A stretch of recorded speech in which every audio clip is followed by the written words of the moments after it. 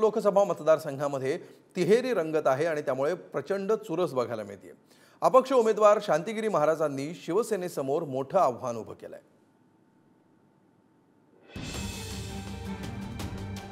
नाशिक लोकसभेत हेमंत गोडसे, राजाभाऊ वाजे आणि शांतिगिरी महाराज यांच्यात तिहेरी सामना रंगतोय।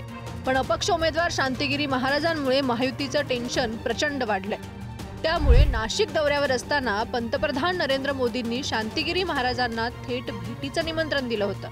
मात्र शांतिगिरी महाराज वाहतूक कोंडीत अडकल्यानं नरेंद्र मोदींशी होणारी भेट टळली। परिणामी शांतिगिरी महाराजांची समजूत काढण्याची शेवटची संधी हुकल्याचं बोललं जातंय। महायुतीच्या प्रचारासाठी पंतप्रधान नरेंद्र मोदी 15 मे रोजी नाशिकमध्ये गिरीश महाजनांच्या माध्यमातून मोदींकडून शांतिगिरी महाराजांना भेटीचं निमंत्रण। पंतप्रधान मोदी पिंपळगाव बसवंतमध्ये असताना शांतिगिरी महाराज घोटीमध्ये प्रचारात। मोदींचं निमंत्रण मिळताच भेटीसाठी शांतिगिरी महाराज घोटीतून रवाना। मात्र वाहतूक कोंडीमुळे शांतिगिरी महाराज वेळेत पोहोचू शकले नाहीत। मोदींशी भेट टळली। मी त्यांना विनंती केली होती की आपण एकदा भेटू आणि आपण आम्हाला समर्थन द्यावं, जाहीर पाठिंबा दिला तरी चालेल असं मी त्यांना म्हटलेलं होतं। पण दुर्दैवाने त्या दिवशी मोदीजींची त्यांची भेट झाली नाही, कारण सभा सुटल्यावर एवढी गर्दी होती की त्या ट्रॅफिकमध्ये ते अडकले आणि ते सभेपर्यंत सभास्थानापर्यंत येऊ शकले नाही, त्यामुळे ती भेट झाली नाही। शांतिगिरी महाराज हे भाजपाकडून नाशिक लोकसभेची निवडणूक लढण्यास इच्छुक होते, पण जागा शिवसेनेला सुटल्यामुळे शिवसेनेचे विद्यमान खासदार हेमंत गोडसे यांना नाशिक येथून उमेदवारी जाहीर झाली। याच कारणामुळे शांतिगिरी महाराज यांनी अपक्ष उमेदवारी दाखल करत निवडणुकीच्या रिंगणात उडी मारली। त्यामुळे शांतिगिरी महाराजांचं हे बंड शांत करण्यासाठी मोदींनी त्यांना भेटीचं निमंत्रण दिलं होतं का, अशा चर्चांना उधाण आलंय। या ठिकाणी की आता आमची जसं एकदा पाऊल पुढे टाकल्यानंतर पण मागे घेत नाही, त्याप्रमाणे आमच्या भक्तांचा ठाम विचार झालेला आहे। आता लढायचं आणि जिंकायचं की आपल्या या भारताचे पंतप्रधान जर आपल्याला चर्चा करण्याची बोलत असेल त्यात काही वावगं नाही, आणि उमेदवाराचं कर्तव्य असतं की त्या ठिकाणी या ठिकाणी भेटीगाठी घेणं।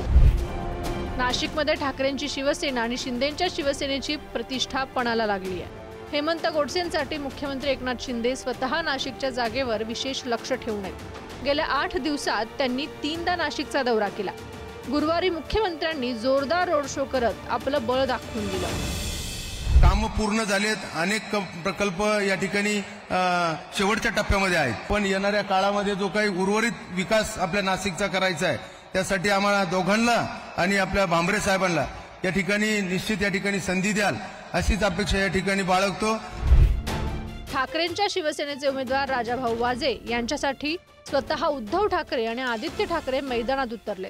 बुधवारी नाशिकमध्ये उद्धव ठाकरेंनी सभा घेतली, तर शुक्रवारी 17 मे रोजी आदित्य ठाकरे नाशिकात होते। आदित्य ठाकरेंच्या सभेपूर्वी ठाकरेंच्या शिवसेनेनं जोरदार शक्ती प्रदर्शन करून दाखवलं। मला वाटतं पुढील खासदाराची आहे, आणि जर आपले आशीर्वाद असतील तर जरूर आपण हे सर्व कामं पूर्ण करू। रेल्वेचे प्रश्न आहेत, कसारा लोकलचे प्रश्न आहेत, फक्त घोषणा होऊन काम होत नाही। आणि त्याचबरोबर लोकसभेमध्ये जेव्हा आपल्याला लोक निवडून देतात तेव्हा लोकांचे प्रश्न तिथं मांडायचे असतात। 2 वेळा नाशिकचे मैदान मारलेले खासदार गोडसे तिसऱ्यांदा निवडणुकीच्या रिंगणात आहेत, तर ठाकरे गटाचे उमेदवार राजाभाऊ वाजे त्यांना जोरदार टक्कर देत आहेत। मात्र अपक्ष उमेदवार शांतिगिरी महाराज हेच मोठा फॅक्टर ठरण्याची चिन्ह दिसत आहेत। त्यामुळे नाशिकच्या निकालाकडे राज्याचं लक्ष लागलंय। किरण ताजने, पुढारी न्यूज, नाशिक।